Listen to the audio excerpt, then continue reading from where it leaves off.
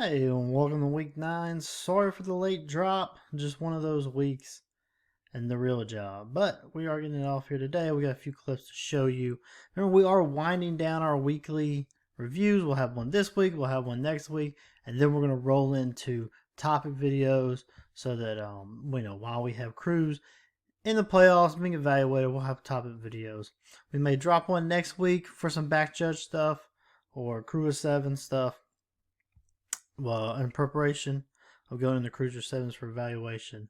But for the most part, these weekly, we take clips from previous week. No, we won't do many of those going forward. We may do one at the end of the playoffs for like playoffs in general before we roll into the state final videos, but we'll go more topic videos. The first one's probably going to be on pass interference.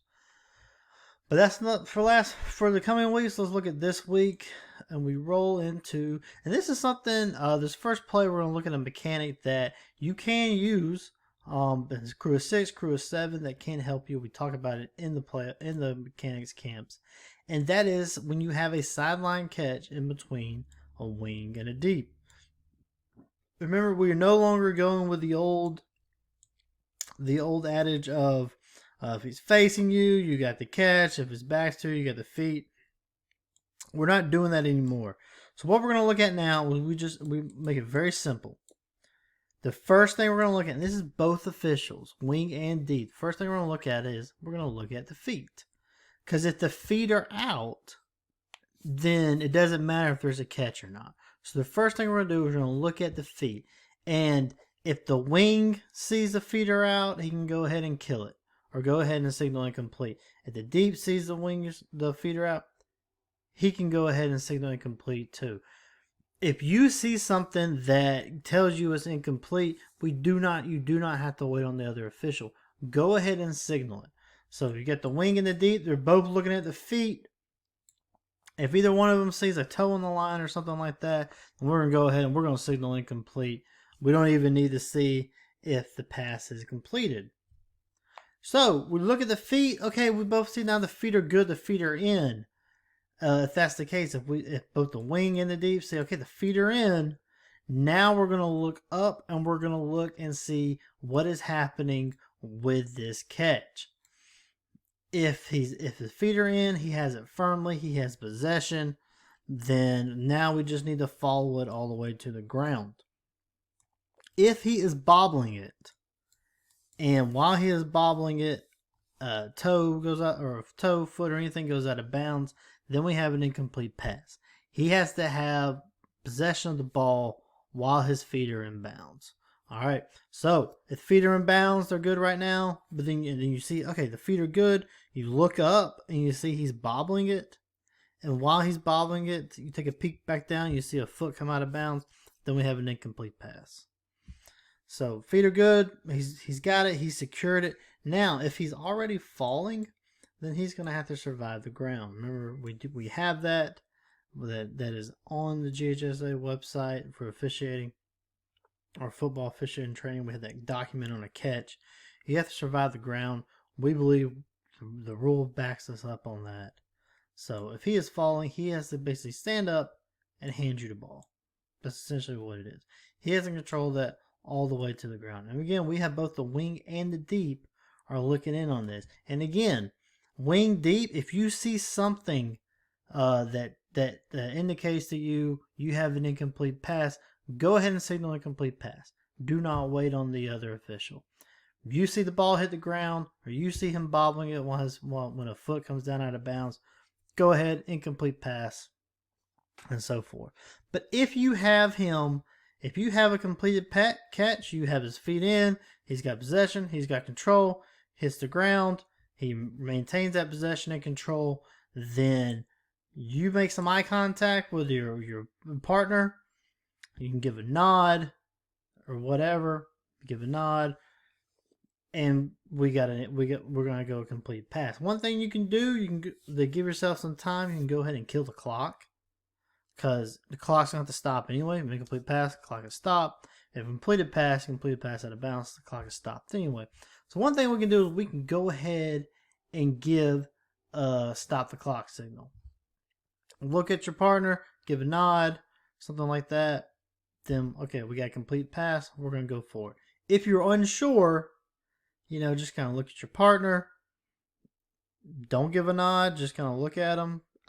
Try to refrain from the deer in the headlights look, because the other coaches and team, they'll know that you don't have a clue. If you both have the deer in the headlights look, then that's not good.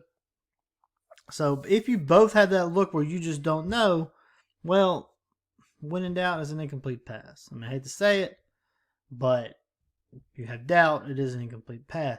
But I would only rule an incomplete pass if you have knowledge that it is incomplete. You got to have something that it is incomplete.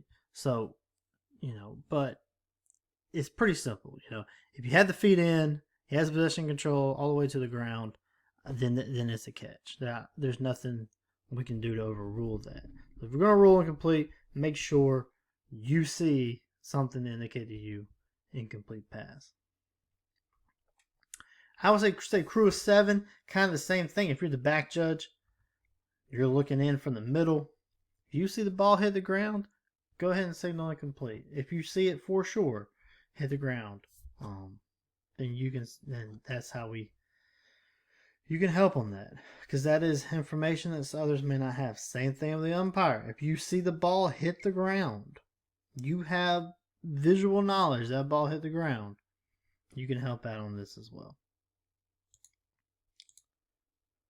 All right, let's look at another one. This one involves rule and penalty enforcement. So typically when we have defensive holding, particularly on a receiver, it's usually going to be on a pass play. So we're going to have a loose ball. So loose ball, defensive holding, we're going to go previous spot.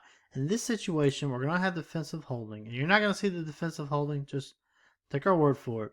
But the quarterback keeps the ball, it's a run. So this is a run. This is a run play. When you have a penalty during a run play, the basic spot is the end of the related run, correct? So let's look where we're starting out here. Start out the 49, and the play is going to end at the, 48, 47, let's see where spots. 48, 52 if we were in Canadian football. We're at the 48, so the end of the run is going to be the 48. Previous spot was a 49, but since this is a run play, the penalty is enforced at the end of the related run. Even though it's defensive holding on a receiver, the play is a run play. Next snap, though, we're going to snap at the 39. So we assess the penalty from the previous spot. Like I said, I know a lot of times when we do defensive holding, it's during a pass play, so we go previous spot. In this case, it was a run play. Now, some may ask, if you have defensive holding, the passing go in the air, why would you call it? If defensive holding is on that side, you can see the quarterback, he only ever looks to this side. So he's probably, in fact, he's looking at the receiver who winds up being held. So the receiver's being held and the quarterback's looking him down. We're going to call it defensive holding because the quarterback can't throw it to a receiver being held. At least could. You run the risk of DPI, maybe call it, maybe don't. So that's why we have foul, defensive holding foul in a run play. So go again in the related run, since it was a foul during a run. It wasn't a loose ball because the pass was in the air. So we're going to go in the related run. So this foul should have been assessed from the 48.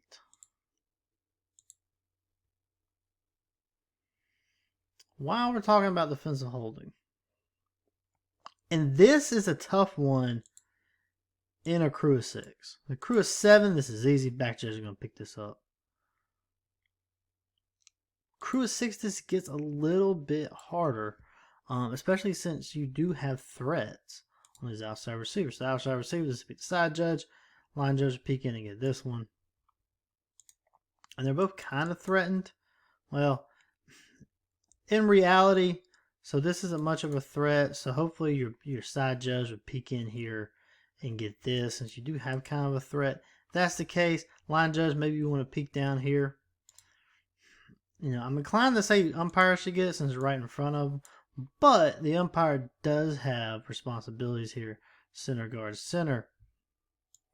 So you would hope your wing would peek in and get this, and it would follow the progression. Like I said, your deep, your side judge, no threat here, so he's probably going to check on down. You know, I don't know exactly that the wing would know to check down. Maybe just instinctively should know. But definitely got to have something. It's right here in the open middle of the field. You know, eligible receivers obviously being held. So, a little bit of a misholding call there.